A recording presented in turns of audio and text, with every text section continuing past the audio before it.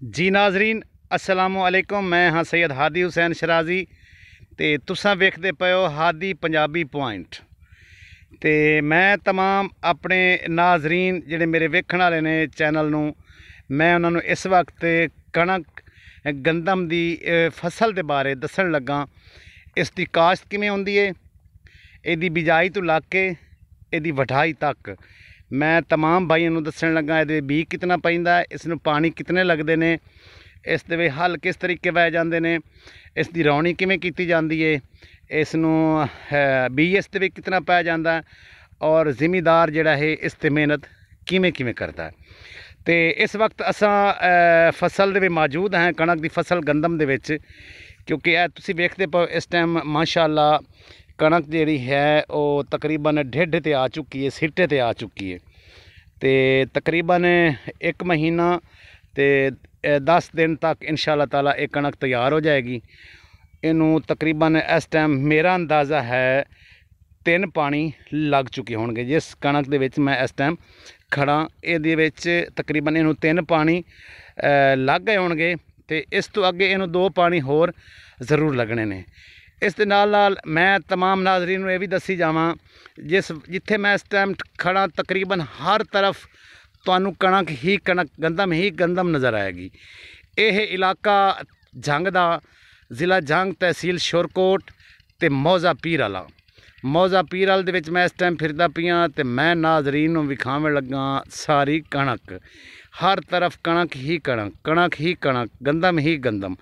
ते नाजरीन तुसीं ये जिहड़ी फसल वेख रहे हो, ये एक ऐसी फसल है, इस दे खावन दे नाल इंसान दी तवानाई बहाल रहिंदी है, एनर्जी मिलती है इंसान नूं, इंसान ताकतवर होंदा है। अगर ये कणक ना खावे बंदा तो बंदा बिल्कुल कमज़ोर हो जाता है। अल्लाह दा निज़ाम है, बंदा जितने फल फ्रूट खा ले लेकिन बंदे दी एनर्जी बहाल नहीं होंदी जितने तक ये बंदा कणक गंदम ना खावे।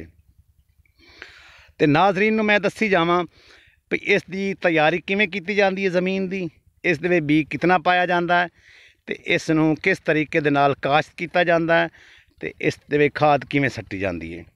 जनाब सब तो पहले जिमीदार ज़मीन नूं तैयार करता है, उस तो बाद उहदी रौनी करता है। रौनी करन तो बाद जदा रौनी वत्तर ते आउंदी है, उस तो बाद उन्होंने ट्रैक्टर नाल वाया जाता है, मैरा किया जाता है। उस तो बाद उहदे विच 1-2 DAP दी बोरियां सट्टियां जांदियां ने, नाल 60 किलो फी एकड़ जिहड़ी है ना गंदम बीज उस ज़मीन दे विच बोया जाता है, छट्टा दिता जाता है। छट्टा देवन तो बाद ये तकरीबन अल्लाह दे अमर दे नाल ये फसल तैयार होंदी है, यानी कि उगदी है, जाके 7 तो 8 दिन बाद इसदा वाला निकलना शुरू हो जाता है। उस तो बाद मेरे तमाम भाई जिहड़े ने वेखण वाले उन्होंने मैं दसी जावां, इस तो बाद इस दे विच जिहड़ा पहला पानी इनू लगता है कोर सद्या जाता है, जिसनूं कोर तोड़ते हैं जिमीदार, कोर बनते हैं। जदा कोर बनने लगते हैं उस तो बाद एक खाद दिन सट्टी जाती है सोना यूरिया सट्टन तो बाद उत्तों पानी लाया जाता है। पानी लावन तो बाद उस तो बाद फिर एक खाद सट्टी जाती है दूसरे पानी ते। उस तो बाद खाद जिमीदार कणक नूं बिल्कुल नहीं दिंदा। उस तो बाद जिमीदार जिहड़ा उहदी कोशिश होंदी है भी मेरी जिहड़ी कणक है, मेरी जिहड़ी गंदम है, उसनूं बिल्कुल पानी दा सोका ना लगे तो मेरी कणक तैयार हो जाए। तो इस वक्त मैं जिथे खड़ा हाँ ना, इस टाइम जिहड़ी फसल दे विच कणक दी फसल दे विच मैं खड़ा हाँ, ये इस वक्त सीटे ते आ चुकी है तकरीबन। तो तकरीबन मैं अपने नाजरीन नूं ये विखाई जावां किदे किदे ये सीटा तैयार होया खड़ा, थोड़ा थोड़ा यानी कि बाहर निकल रही है। अभी तक दाना तो ये नहीं पिया, अल्लाह दे अमर नाल दाना भी इंशाल्लाह पाया जाएगा। ए मैं विखावां तुहानूं सिट्टा इस वक्त तैयार है जनाब। ये नाजरीन ए वेखो इस वक्त जनाब जिहड़ा सिट्टा है ना, ये अल्लाह तुहाडा भला करे वेखण वालियां दा। ए सिट्टा इस टाइम ए वेखो सिट्टा तैयार है जनाब। ए मैं हथ ला रही हूँ, ए हथ ला के विखा रही हूँ, वेखो सिट्टा तैयार है कणक का।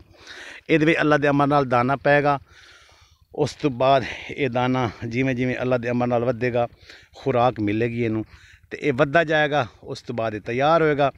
मुड़ जिमीदार इनू रैपर दे नाल कट्टणगे, उस तो बाद थ्रैशर लगेगी। कई थ्रैशर लाते हैं, कई वो वड्डियां मशीनां ला के कणक नूं अलहदा करते हैं, तूड़ी नूं अलहदा करते हैं। तो बाकी ये उस तो बाद जिमीदार नूं उहदा समर उहदा फल मिलता है। ਇਹ तकरीबन वेख लो तुसीं काफ़ी कणक जी इस टाइम आ गई है, ढेडे ते सीटे ते आ चुकी है। तो ये अल्लाह का एक अम निज़ाम है। तो बाकी इस टाइम तकरीबन जी फसल है हर तरफ कणक ही कणक, गंदम ही गंदम नज़र आ रही है। किदे किदे पानी भी लग्या पिया, कणक नूं वेख लो तुहाडे सामने सारा कुछ। पानी भी नज़र आ रही है तुहानूं, फसल नूं पानी लगा हुआ नज़र आ रही है तुहानूं। किदे पानी लाण वाला है, किदे लगा हुआ है, किदे फसल छोटी है, किदे वेखो नाल वाली फसल है। बिल्कुल एक बन्ने ते मैं खड़ा, फसल बिल्कुल छोटी है, कणक छोटी है। तो जी नाल वाली है कणक छोटी है, कणक माशाल्लाह इस टाइम ढेडे ते आ चुकी है, सीटे ते आ चुकी है। यह भी तकरीबन सीटे ते आ चुकी है। ये नाल मैं तुहानूं नाज़रीन नूं होर चीज़ भी खाई जावां, नाले दसी जावां जिहड़ी इहदी पैदावार होंदी है ना फी एकड़, ਜਿਹੜੀਆਂ ਤਾਂ ਹੁੰਦੀਆਂ ਨੇ ਨਾ ਪੱਕੀ ਜ਼ਮੀਨ ਹੁੰਦੀ ਹੈ, ਉਸ ਦੀ ਤਕਰੀਬਨ ਜਿਹੜੀ ਪੈਦਾਵਾਰ ਹੁੰਦੀ ਹੈ ਉਹ ਹੁੰਦੀ ਹੈ ਤਕਰੀਬਨ 55 ਮਣ 60 ਮਣ ਕਿੱਲਾ ਬਣਦੀ ਹੈ। ਜਾ ਕੇ ਇੱਕ ਕਿੱਲੇ 'ਚ ਤਕਰੀਬਨ 60 ਮਣ ਕਣਕ ਜਿਹੜੀ ਜ਼ਮੀਨ ਕਾਣਾ ਵਾਲੀ ਜਿਸ ਨੂੰ ਬੋਲਿਆ ਜਾਂਦਾ ਹੈ, ਉਹਦੇ 'ਚ ਤਕਰੀਬਨ 60 ਮਣ ਕਿੱਲਾ ਕਣਕ ਨਿਕਲਦੀ ਹੈ, ਗੰਦਮ ਨਿਕਲਦੀ ਹੈ।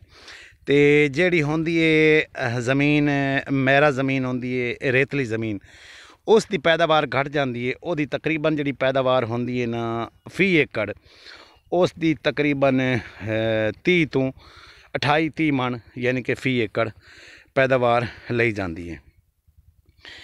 नाज़रीन तुसी वेख लो इस टाइम कणक माशाल्लाह तैयार है। तो तुहाडा दिल खुश होएगा वेख के, हर तरफ हरियाली ही हरियाली है। मेरा अपना दिल बड़ा खुश हो रहा है वेख के। तो माशाल्लाह तुसी वेखण वाले भी बड़ा खुश हो गए। अल्लाह की एक नेमत है जिहड़ी इंसान वास्ते ही बनाई गई है। तो एक रब की कुदरत है, अल्लाह का निज़ाम है। जितने तक इंसान गंदम ना खावे उतने तक इंसान की एनर्जी पूरी नहीं होंदी। नाल नाल मैं तुहानूं विखा रही हाँ, इस वास्ते भाईजान मेरे नाजरीन तुहानूं मैं विखा रही हाँ। तकरीबन दूर दूर तक तुहानूं सिर्फ और सिर्फ गंदम ही नज़र आएगी। नाल नाल ऐसे बन्ने जिस बन्ने ते मैं चल रही हाँ, इस साइड ते दाएं साइड ते कणक दा रुख हो रहे, खब्बी साइड ते हो रहे, नाल वाली कणक दा रुख हो रहे। हर क्यारे दा ये अल्लाह दा निज़ाम है। हर ज़मीन दा एक अपना अपना शर्फ होंदा है। तो जनाब मैं तुहाडे कोल ना हुण इजाज़त मंगना। तो इंशाअल्लाह ताला मैं तुहानूं इस कणक दी जदों तैयार हो जाएगी फसल कणक दी, इंशाअल्लाह गंदम तैयार हो जाएगी, जदों इहदियां थ्रैशरां कणक वड्डी जाएगी, थ्रैशरां लगणगियां, तो मैं नाज़रीन नूं इंशाअल्लाह ताला वो वीडियो भी विखावांगा। तो मैं हुण तमाम नाज़रीन जितने मेरे वेखण वाले ने चैनल नूं उन्हां तों इजाज़त चाहना। तो आने वाली वीडियो तक इंशाअल्लाह ताला अल्लाह ताला तुहाडा ते मेरा हामी व नासिर होवे। तो अल्लाह ताला तमाम भाइयों नूं अपनी हिफ्ज़ अमाने रखे। पाकिस्तान पाइंदाबाद, पाक फौज जिंदाबाद। अल्लाह हाफिज़।